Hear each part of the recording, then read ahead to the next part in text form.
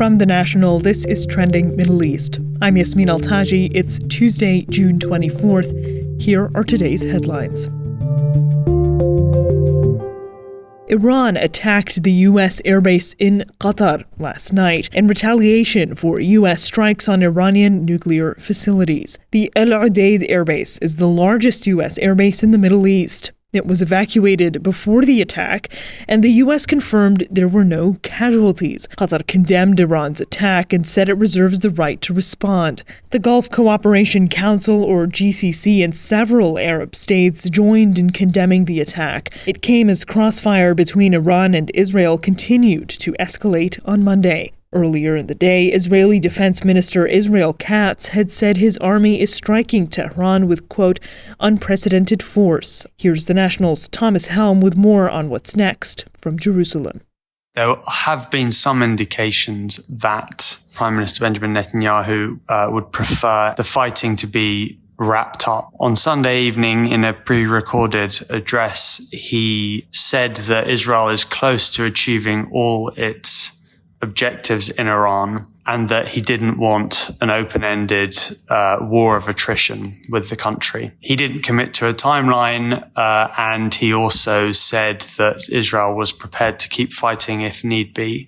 The thinking is that because Netanyahu has been so focused, and all of Israel's security establishment has been so focused on the threat from Iran for so long, that over the years, they have built up a very defined set of targets and objectives. And with all this preparation, becomes easier to follow a sort of roadmap at the end of which Israel can confidently say that it knows what its objectives are, it knows how to measure whether they've been completed, and it knows what to do once all of them are met. Meanwhile, UN nuclear watchdog Chief Rafael Grossi said U.S. bombs probably caused, quote, very significant, unquote, damage to the underground areas of Iran's Fordo uranium enrichment plant. Craters are now visible at the Fordo site, Iran's main location for enriching uranium at 60%, indicating the use of ground-penetrating munitions. This is consistent with statements from the United States. At this time, no one, including the IAEA, is in a position to have fully assessed the underground damage at Fordo. The IAEA has also demanded the return of agency inspectors to Iran's nuclear sites in a bid to account for its highly enriched uranium stockpiles after U.S. and Israeli attacks.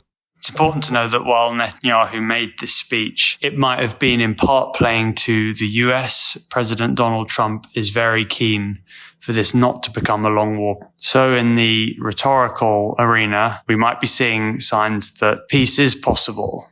But in actual fact, what we see playing out on the ground is something far less certain and far more worrying.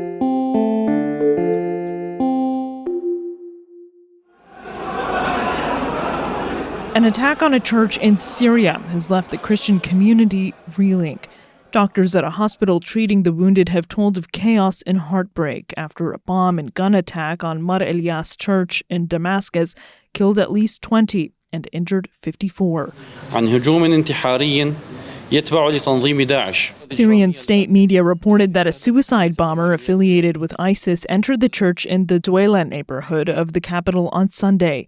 He then reportedly opened fire before detonating himself with an explosive vest. ISIS sleeper cells have reportedly taken advantage of Bashar al-Assad's removal from power by seizing weapons left unsupervised in the wake of the fall of the regime. Sunday's assault was the first major terrorist attack since the fall of former President Bashar al-Assad last year. The National's Nada Atallah was at the scene. Here she is with more. So I arrived just a few minutes after the explosion, after the terrorist attack, and what I saw was extremely hard to handle. It was like extreme and harrowing scenes inside the church. Icons were on the ground. The prayer benches were completely shattered. So the attack really left the Christian community in shock.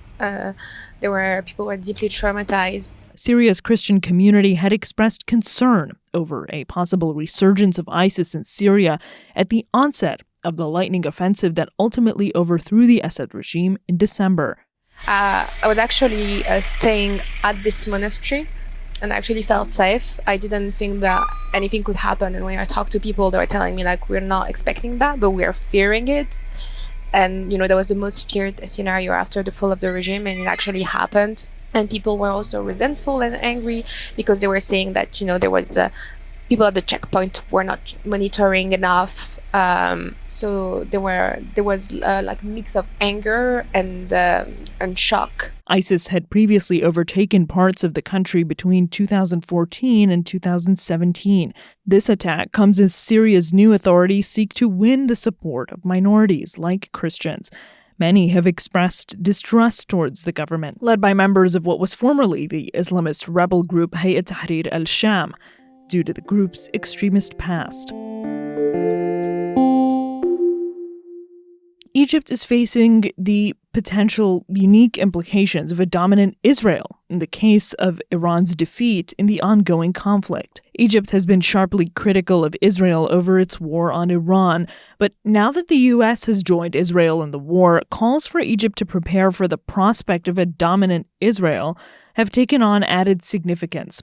The National's Hamza Hendawi reports from Cairo.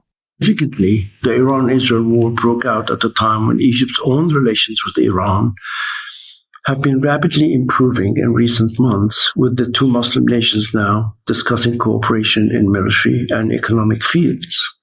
It's also noteworthy that the war began at a time when Cairo's own relations with Washington have been at a low point, primarily because of the Trump administration's plans for Gaza. Cairo has also rejected Washington's proposal to resettle Gazans in Egypt. Egyptian President Abdel Fattah el-Sisi has not spoken publicly about the Iran-Israel conflict since it began earlier this month, but he has strongly condemned Israel for initiating the conflict in calls and meetings with world leaders and foreign diplomats, according to official statements. Egypt's relations with Israel have been fraught with tension since the start of the Gaza war in October 2023. Subsequent events involving Israeli military action in both Lebanon and Syria have gone a long way in confirming Cairo's long-time suspicion that Israel might be seeking to emerge as the most dominant force in the Middle East.